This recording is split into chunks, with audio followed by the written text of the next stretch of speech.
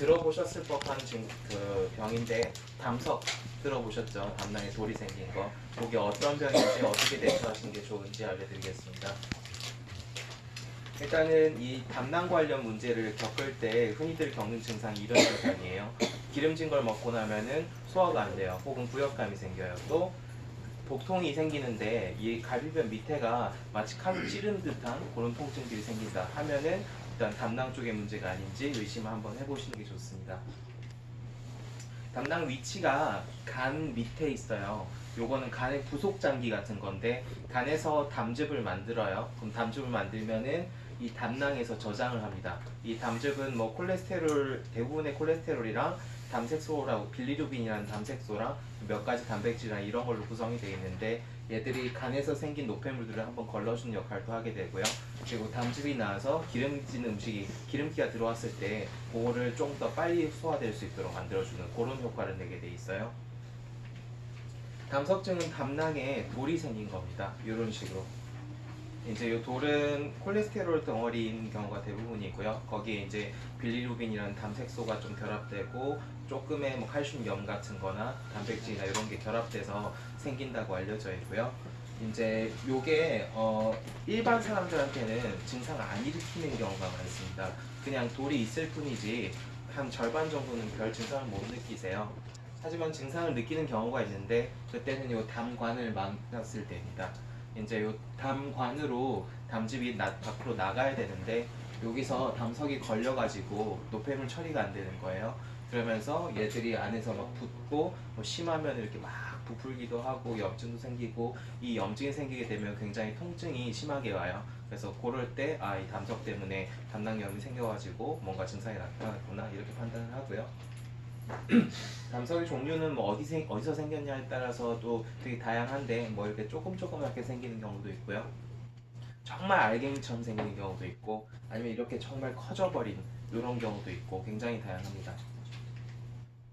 증상이 대부분 절반 정도에서는 증상이 없어요. 그냥 우리 점 있다고 증상이 있진 않잖아요. 그런 것처럼 그냥 돌이 있을 뿐이지 증상이 없는데 이것들이 담관을 막으면서 담낭염으로 발전하게 되면 여러 가지 증상이 생깁니다. 첫 번째 느끼는 게 이제 소화장애랑 더부룩함을 많이 느끼고요. 특히 기름진 거 먹으면 소화가 안 돼요. 더부룩해요. 이렇게 많이 호소하시게 되고요. 또 심한 경우에는 구역감이나 구토를 실제로 하기도 하고 특히 이쪽에 칼로 찌르는 듯한 복통을 느끼는 경우가 많고요. 이런 통증들이 이런 데로 방사돼 가지고 다른 어깨 쪽이 아프다든지 이런 경우도 있습니다. 진단은 초음파를 해보면 바로 알 수가 있어요. 이제 요게 담낭이고요.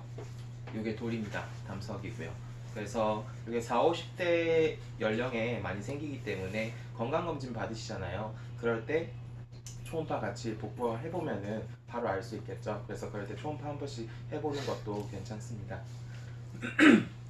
만약에 이런 게 생겼다. 초기라면은 초음파 세석술을 시도하기도 해요. 이게 뭐냐면은 초음파 파장을 보내갖고 돌을 깨는 거예요. 돌을 깨서 가루로 만들면은 알아서 빠져나오기도 하겠죠. 그렇게 유도를 하는 거고요. 요건 아주 초기에만 좀 시도해 볼 수 있는 그런 치료고요. 두 번째는 이제 담낭 절제술이라고 해서 이 담석 때문에 이 몸의 증상이 전혀 해결이 안 된다 하면은 절제하는 거를 고려를 하게 되죠.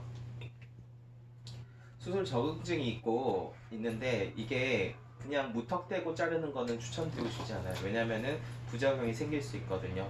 만성적인 소화장애라든지 설사를 계속 한다든지 이런 부작용이 생길 수 있어요. 그래서 이런 것 증상들이 있을 때 수술을 하게 되고요. 첫 번째가 담도 협착이나 담도 폐쇄, 담관이 완전히 막혀버린 거예요. 그러면은 이제 수술을 고려를 하고요. 담석의 크기가 3cm가 넘는 경우에는 이게 문제를 일으킬 확률이 굉장히 크기 때문에 이럴 경우에는 담낭 절제하고요. 담낭 용종이 1cm 넘을 때는 이게 암으로 발전하는 경우가 흔하다고 해요. 그래서 요거 절제 미리 하고요. 이게 염증 때문에 부풀어서 터지다 보면 복막염으로 발전할 수가 있어요. 복막염은 상당히 생명에도 위험한 증상 중에 하나거든요. 그래서 그럴 때는 미리 절제해주고요.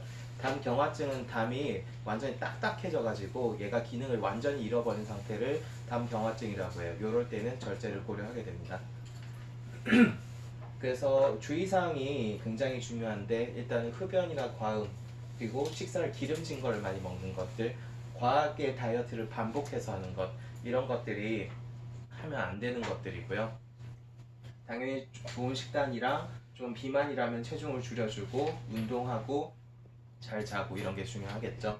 그리고 요 4F라는 게 있는데 요거는 담석이 잘 발생하는 4가지 요인이에요. 이제 첫 번째가 여성인 경우, 그리고 비만인 경우, 40대 이후의 연령인 경우, 그리고 임신을 여러 번 하신 그런 경우, 요런 경우가 위험 요인이라고 알려져 있으니까 만약에 내가 여기에 해당된다 하면은 증상이 생기기 전에 미리 담석 생긴 거 아니야? 한 번씩 검사해보고 하는 것도 괜찮겠죠. 만약에 이런 담낭 관련해서 기름진 게 소화가 안 되고 계속 피로하고 부역감이 나고 이런 것 증상들이 있다면은 한약으로 치료가 되게 잘 되는 편이에요. 한약에는 이담시키는 약재들이 많거든요. 이게 담즙이 잘 배출되도록 만들어준다 이런 뜻인데 인진이나 특히 인진 같은 약재들이 이런 것들을 많이 시켜줍니다. 그래서 만약에 어떤 분이 기름진 거 먹으면 소화가 잘 안 되고 계속 피로해하고 이런 게 있다면 이런 한약들을 써서 충분히 케어해 줄 수가 있습니다. 그리고 요거는 저희 한의원에서 하는 프로그램 중에 하나인데요. 간 정화요법이에요. 이제 하는 방법은 오일이랑 주스랑 반반 섞어가지고 밤에 이제 쭉 먹고 자는 거예요. 그럼 이제 오일이 들어가다 보니까 그걸 소화시키기 위해서 담낭에서 담즙이 한번 쭉 다 빠져나오게 됩니다. 그 과정에서 만약에 가루만 있는 가루 형태의 담석이라면 같이 빠져나오기도 하고 몸도 좀 가벼워지고 하는 걸 많이 볼 수 있고요. 간단히 이런 방법도 도움이 될 수 있습니다. 여기까지 담석증에 대해서 간단히 말씀드렸고요. 만약에 내가 기름질 거 먹는데 소화가 안 돼요. 또 이쪽 아랫복부에 칼로 찌른다는 통증이 있어요. 이러면은 한번 의심을 해보시고 진료를 한번 받아보시는 게 좋고요. 건강검진 할 때 초음파 같은 것도 한번 찍어봐서 확인도 한번 해보시고요. 만약에 나한테 이런 불편한 사항이 생겼다면 얼른 치료 받아야겠죠. 어디서 치료 받으시면 될까요? 어깨 동무이요. 저쪽 어디서